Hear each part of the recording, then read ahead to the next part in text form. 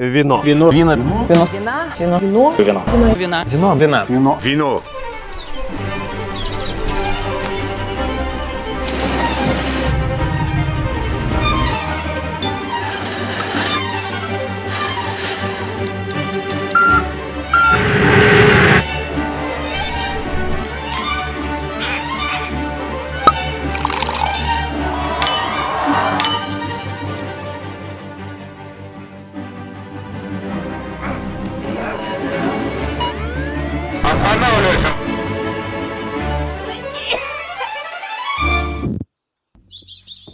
Всем привет! Это Леша и Влада, и вы на канале «Собаки лают, караван идет».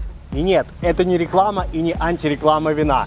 Но сегодня будет много информации про этот благородный напиток. А все потому, что мы отправляемся в самый винный регион Аргентины, в Мендосу. Так что, ребята, устраивайтесь поудобней, и мы начинаем.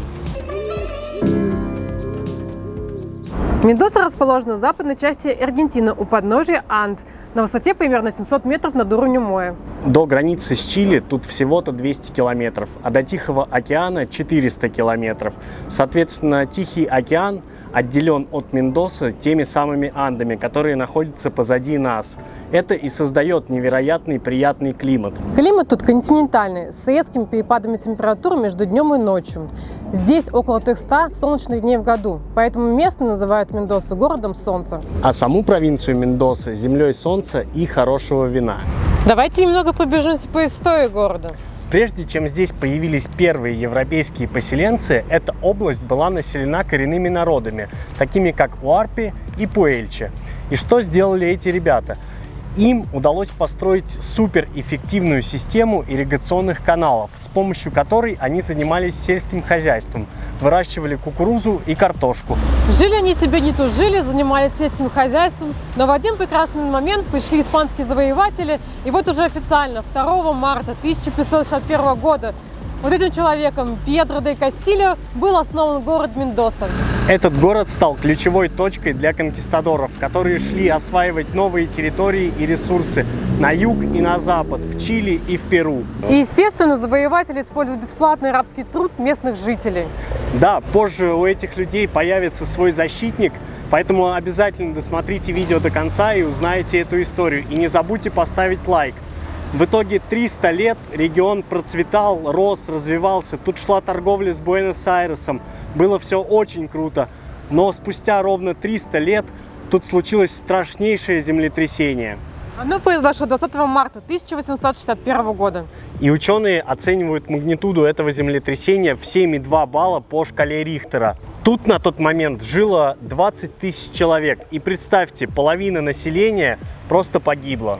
А единственным напоминанием о старом городе остались руины церкви Святого Франциска.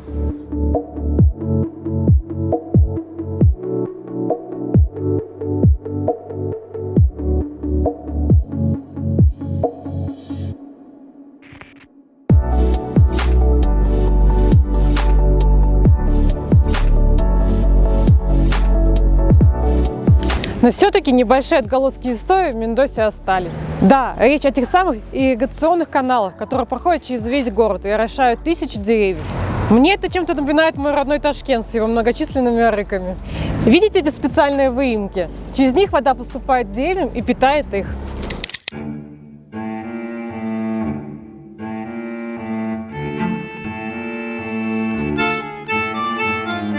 Историческим центром города является площадь Независимости. Пожалуй, это самое популярное место среди местных, так и туристов.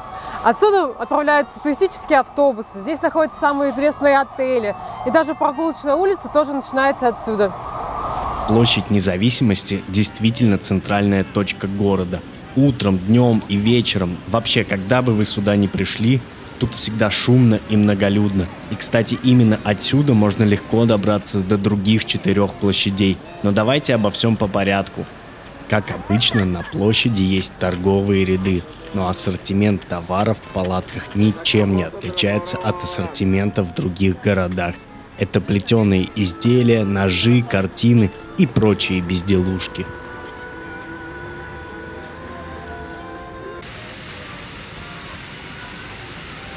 В каждом аргентинском городе есть пешеходная улица с ресторанами и магазинами. Здесь она называется Сарменто.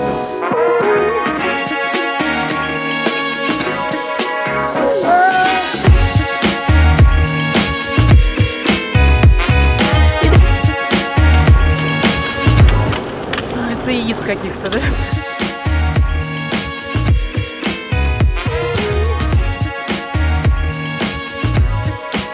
Жители Мендосы на самом деле настолько любят вино, что даже считают Мендосу мировой столицей вина.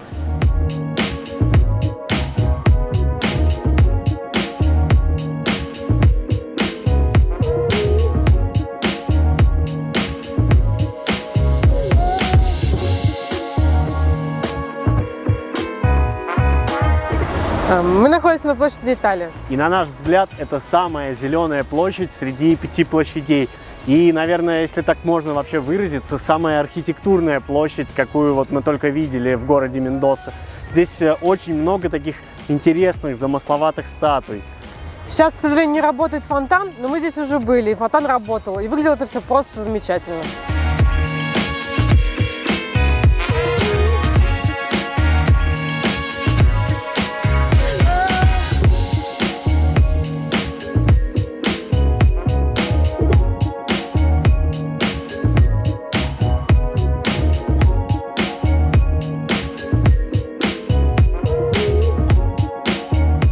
Мы находимся на площади Испании, и, пожалуй, она мне приглянулась больше всего, потому что она напоминает мне мой родной Узбекистан.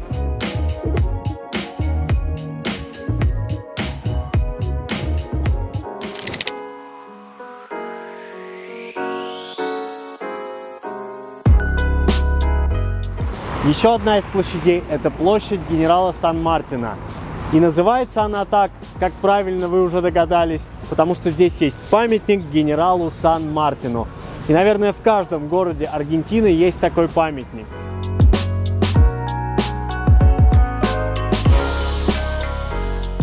Площадь Чили показалась нам самой простой из 5 площадей.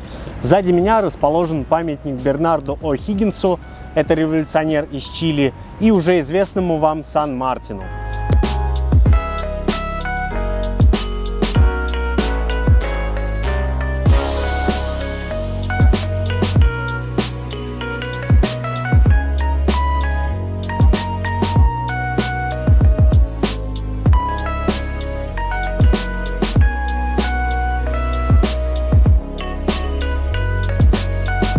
Мы находимся на улице Аристидес. Пожалуй, это самое тусовочное место в городе.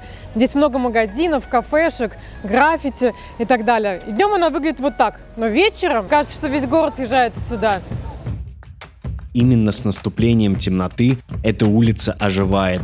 Кажется, что буквально весь город съезжается сюда на ужин. По атмосфере чем-то напоминает вечерний Амстер. Повсюду разговоры, смех, горячительные напитки и, конечно же, запах жженой марихуаны.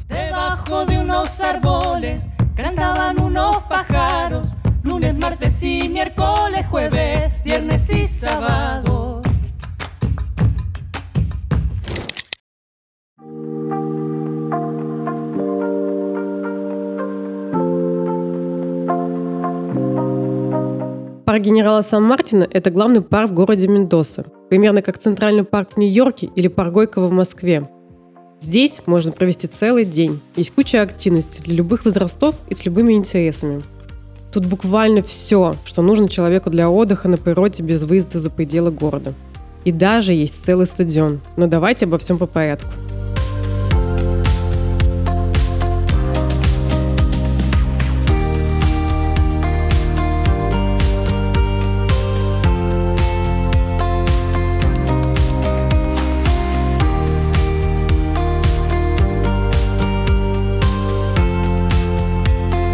Парк генерала Сан-Мартина не только один из самых старейших парков Аргентины, но и один из самых больших парков во всем мире.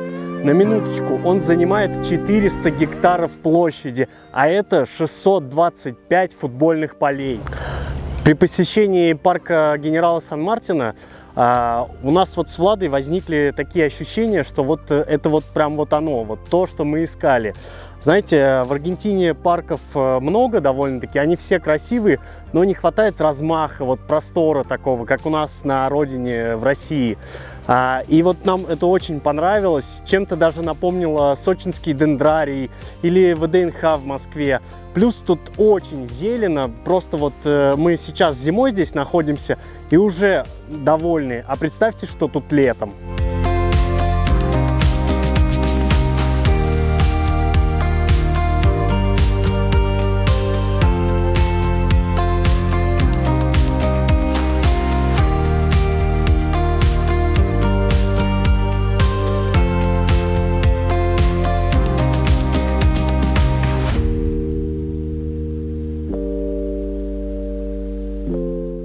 Мы находимся на вершине горы Серра де ла Глория, возле памятника Андской армии. А возвели его в честь столетия независимости Аргентины. И как думаете, благодаря кому? Ну, конечно же, генералу Сан-Мартину. И сейчас, чтобы не грузить вас лишней информацией, я буквально за пару минут расскажу вам о генерале Хосе де Сан-Мартине. Погнали!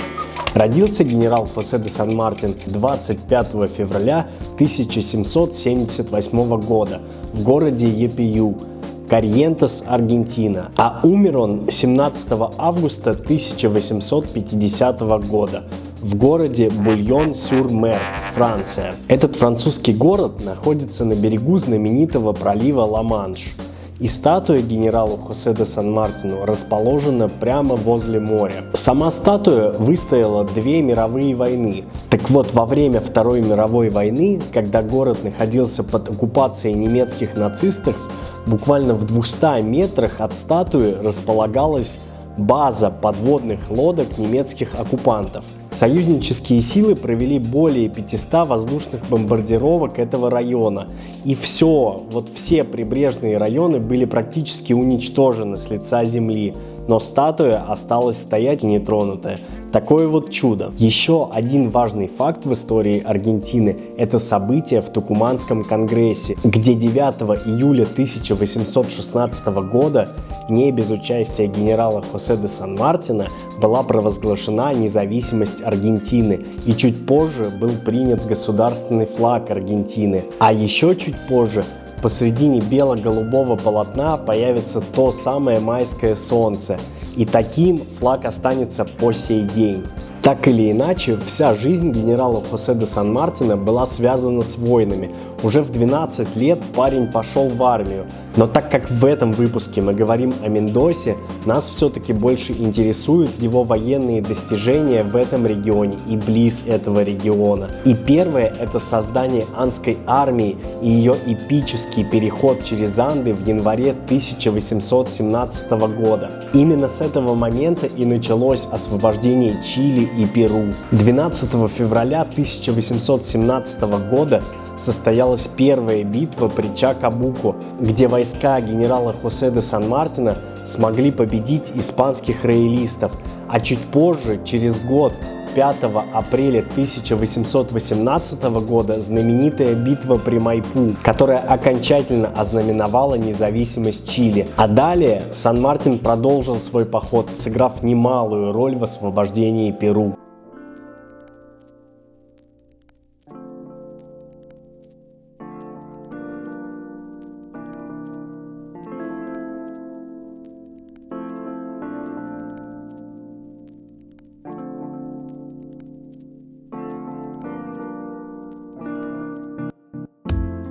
Экопарк, к сожалению, закрыт, но, как гласит плакат, ребята работают над его восстановлением.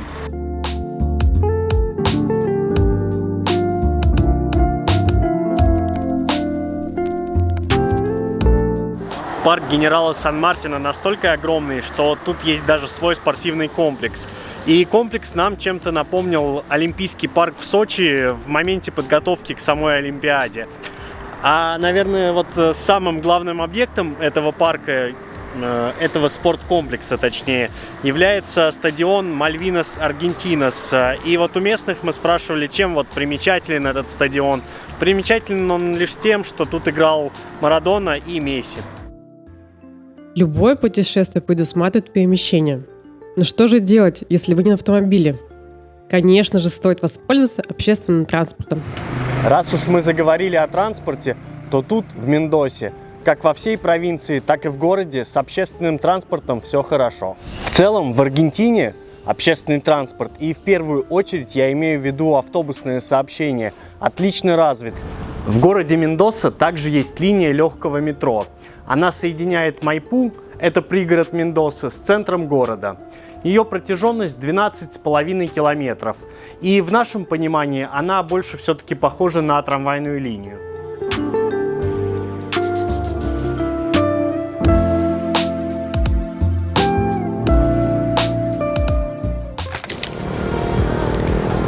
Велодорожки в городе – отдельный вид искусства. Они проходят через весь большой город, соединяя пригородные районы с центром Мендосы. Правительство Мендосы развивает велосипед как вид транспорта. Буквально при нас построили несколько станций с кратковременной арендой велосипедов. Даже из аэропорта можно доехать на другой конец города на велосипеде. А на сайте Мендосы есть инструкция, как зарегистрироваться в городской системе велопроката и местному, и туристу, в том числе и на английском языке. Не забыли о пешеходах? Рядом с велодорожкой сделали пешеходную. Да, она не такая длинная, но тоже приятная. И различаются они по цветам. Для пешеходов предусмотрено голубого цвета, для велолюбителей зеленого. И, кстати, нам показалось, что Мендоса вполне может конкурировать с самим Амстердамом по количеству велолюбителей. Тут они все хорошо экипированы, и у них очень крутые велики.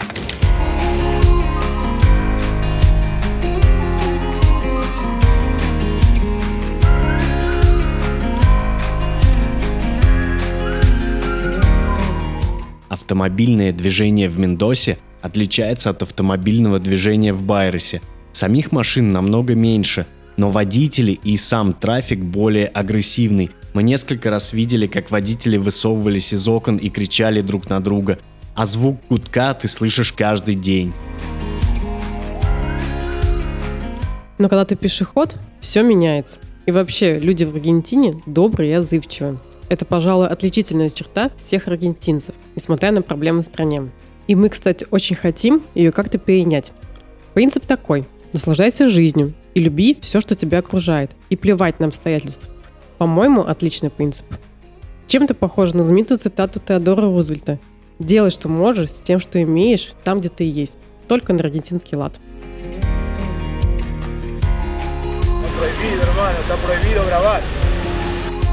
Что касается безопасности, то по нашим ощущениям тут более спокойно, чем в Буэнос-Айресе. Но несколько раз, когда мы снимали, ставив камеру на штатив, люди подходили и предупреждали нас, чтобы мы были более внимательны. Ну а к колючке и решеткам на окнах мы уже как-то привыкли за год жизни в Аргентине.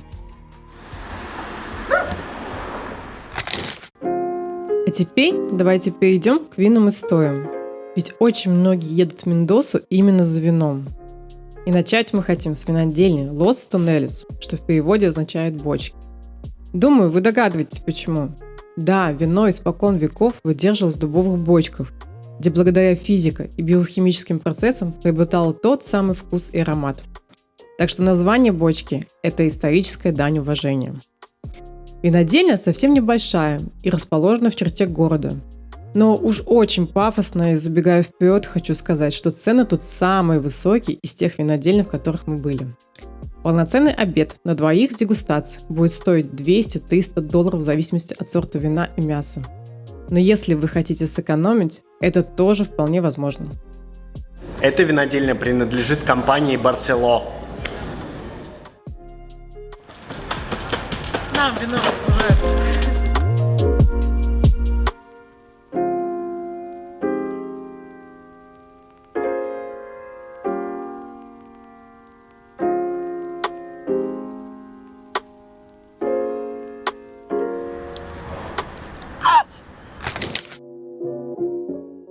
Ну а на следующий день мы отправились на винодельню Нортон, и она сразу же поразила нас своим размахом.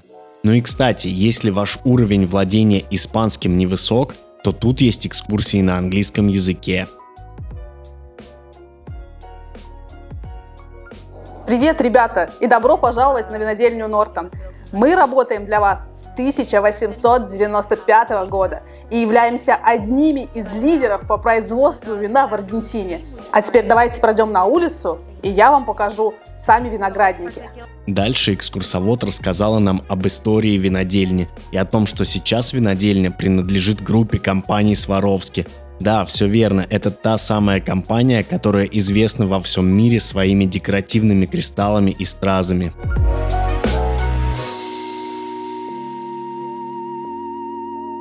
Здесь у нас представлены Каберне Савиньон, а вот здесь вот Мальбек и Мерлот. К сожалению, сейчас зима, и вы не увидите всю красоту наших виноградников.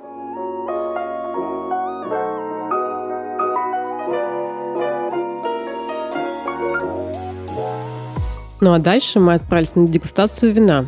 Заодно увидели старинные бутылки с этим напитком. Самой олдовой была бутылка 1959 года. Хорошо было бы попробовать. Эх, мечты, мечты.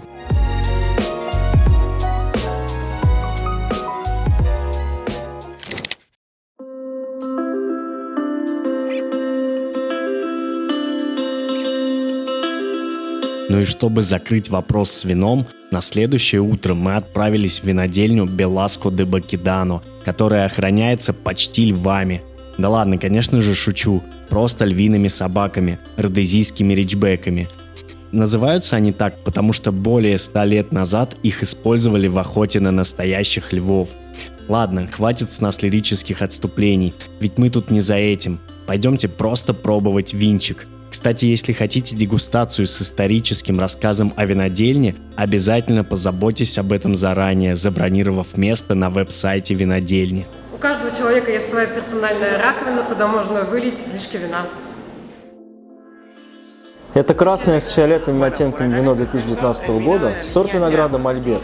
Данное вино относится к нашей фирменной линейке Лама и имеет насыщенный вкус с ароматом вишни, ежевики и слив, которые в полной мере раскрываются благодаря выдержке в дубовых бочках высшего качества. Приятного времяпрепровождения!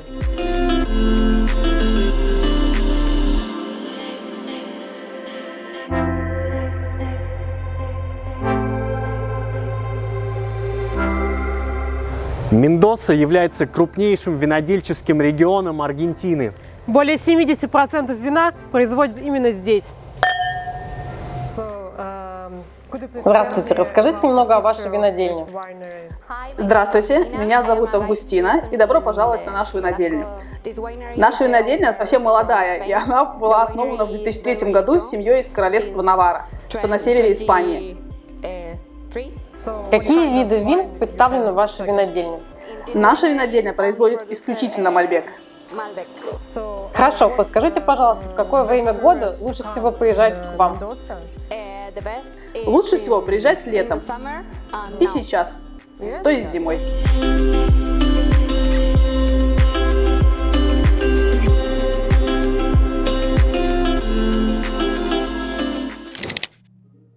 Ну а если вам надоело пить вино, или вы вообще, к примеру, не приемлете алкоголь, то советуем вам отправиться на термальные источники Качиута. Можно заказать тур, где вас привезут и заберут, но мы решили доехать сами.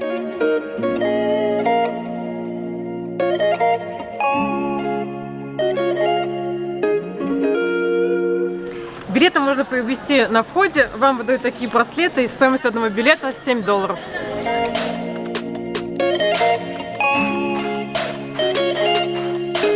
Минус тут, пожалуй, один. Высокая по местным меркам стоимость ящичков для хранения, поэтому все складывают вещи куда придется. Ну да ладно, пойдем смотреть, что тут есть.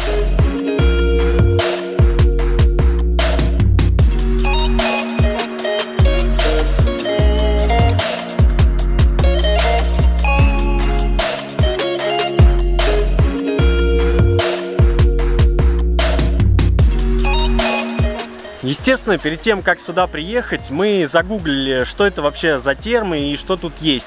И нам открылись просто удивительнейшие картинки, где люди купаются, резвятся, типа все весело. Но когда мы приехали, все оказалось немножечко по-другому. Но главное в любом путешествии не терять оптимизм и снимать красивые видео.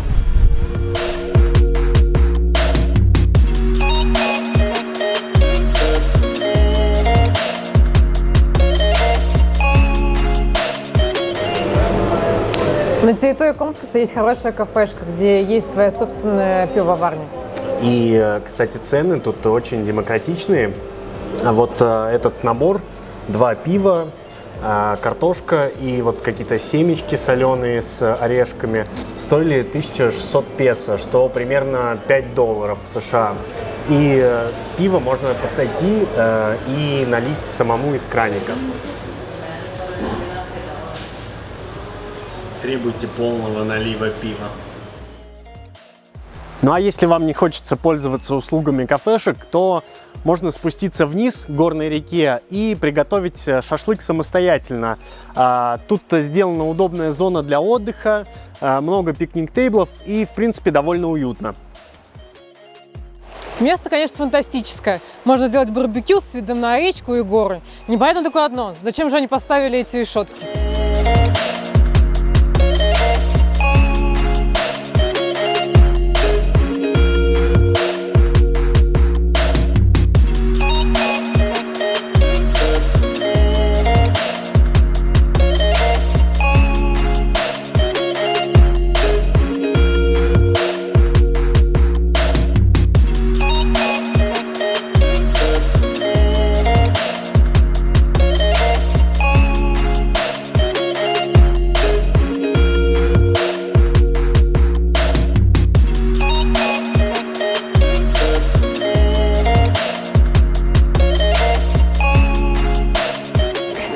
Здесь нет никаких обозначающих табличек, но по ощущениям вода очень теплая, примерно 26-28 градусов.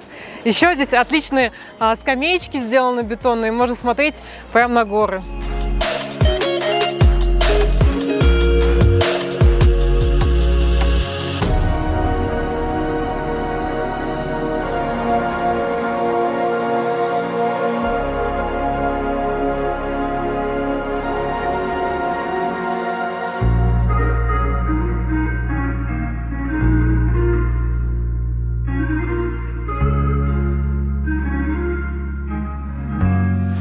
В общем, на нынешний момент на улице открыто всего 3 бассейна. Один с очень теплой водой, другой с более прохладной и третий еще более прохладной водой.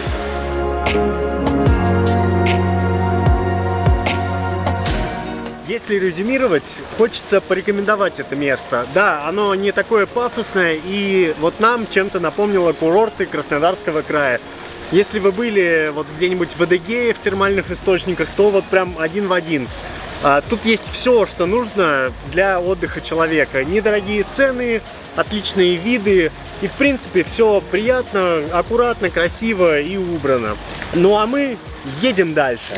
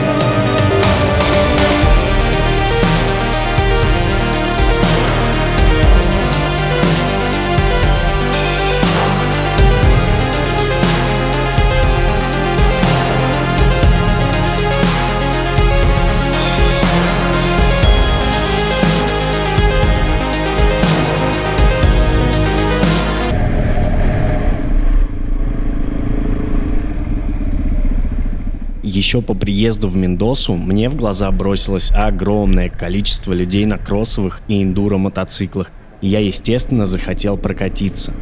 На самом деле мне очень повезло, что я нашел мотогида. Кстати, ссылку на страницы Кристиана я оставлю в описании.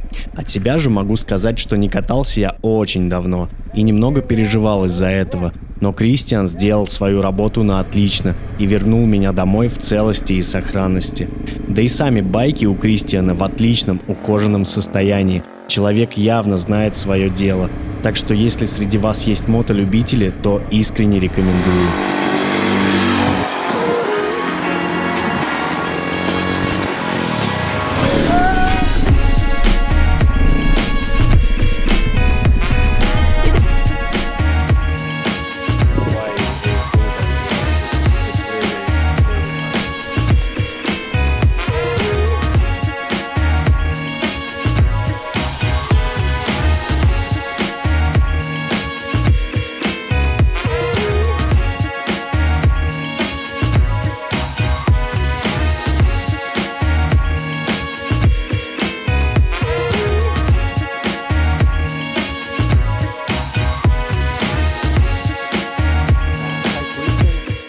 Кристиан, рад знакомству. Спасибо тебе за отличный маршрут. И позволь задать тебе несколько вопросов про эндуро-покатушки в Мендосе. И мой первый вопрос. Почему эндуро? Как ты оказался в этой движухе? Спасибо, Алекс. Рад, что тебе понравилось. Добро пожаловать. Я начал кататься несколько лет назад. Сперва у меня был китайский мотоцикл, а потом я понял, что мне нравится, и начал менять мотоциклы. И на них изучать окружающие меня места. А с 2020 года я катаюсь и работаю мотогидом. Тут, в горах. Вожу людей в красивые и труднодоступные места. Приятно наблюдать, что людям нравится тут. Это круто. Кристиан, а насколько развит эндуро-мотоспорт в Аргентине? Лично я не участвую в соревнованиях, но у меня есть друзья, которые участвуют. И у нас в Аргентине есть национальное первенство по мотокроссу и по эндуро. Это две разные дисциплины в мотоспорте. Есть и соревнования между странами Латинской Америки. Сюда приезжают ребята из разных стран и соревнуются между собой. В общем, в Мендосе этот спорт развивается и растет благодаря рельефу и погодным условиям. У нас тут, знаешь, как если у тебя нет стритового байка, то, скорее всего, есть эндуро-байк. Кристиан, весь мир знает национальную сборную Аргентины, а Месси и Дибу Мартинес – это вообще выдающиеся личности в мире футбола. А есть ли знаменитые мотокросс-эндуро-байкеры в Аргентине? Алекс, конечно, это братья Бенавидес. Кевин, старший брат, дважды выиграл всем известный ралли Дакар, а младший брат Лучиано финишировал 6-м. Но у него в активе золото на чемпионате мира по ралли Фин. Я уверен, он себя еще покажет. Еще есть Мануэль Эндохар. Он квадроциклист. Парень молодой, но уже успел взять золото в Дакаре 2021 года. Блин, круто. Достойные результаты. Слушай, а какое лично твое любимое место для покатушек тут, в Мендосе? Думаю, это 30-я дорога в горах. Место немного опасное уже для подготовленных райдеров. Там просто восхитительные виды. Едешь, над тобой парят соколы, лисы следят. Природа, одним словом. Я обожаю этот маршрут. Кстати, да, ребят, сейчас мы по-простому одеты, потому как ехали аккуратно, по грейдеру, без лишней, так сказать, нагрузки. Но если есть желание, Кристиан предоставит вам всю амуницию. Так что контакт Кристиана под видео, а мы погнали дальше. Спасибо тебе большое, мужик. Давай, пока.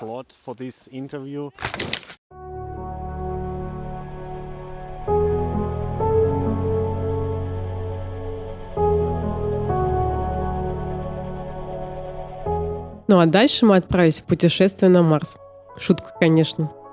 Тут, в Мендосе, находится самая высокая гора в Южной и Северной Америке – Аконкагуа. И пусть, на наш вкус, она менее красивая, чем Фицрой, но быть в Мендосе и не заехать в провинциальный парк Аконкагуа – это преступление.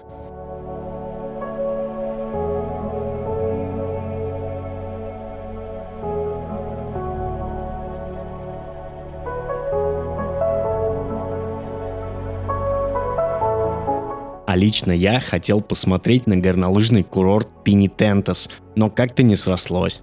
Сегодня 21 июля, и, как видите, снега нету, и ни одна из канаток не работает.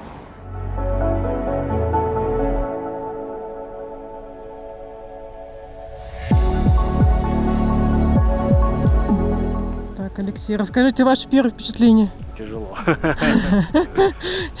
Тяжело быть оператором с ребенком? Да. Ну и наконец, мы добрались до провинциального парка Аконкагуа. И уже только вход в парк расположен на высоте порядка 2800 метров над уровнем моря. И это, конечно, нечто. Но и больше всего захотелось побывать тут летом, чтобы прям в полной мере насладиться величием этой природы.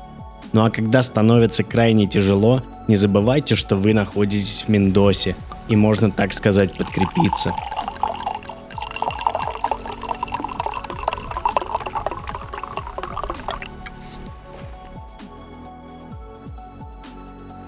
Сзади нас самая высокая гора во всей Северной и Южной Америке, да и вообще во всем мире. За пределами Азии. И это Аконкагуа. Ее высота составляет 6961 метр. Она входит в список 7 вершин. Это самые высокие точки на 7 континентах.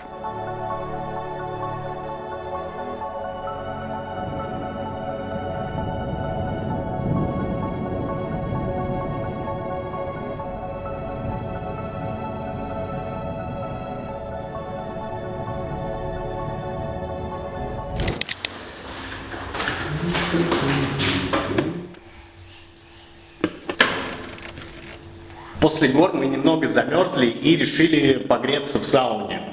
Ну и, ребят, на этом наше видео подходит к концу. Если оно вам понравилось, мы будем рады лайку, будем рады, если вы напишите нам комментарий и, конечно же, подпишитесь на канал. Вы знаете, что делать. На связи, всем мир и до новых встреч!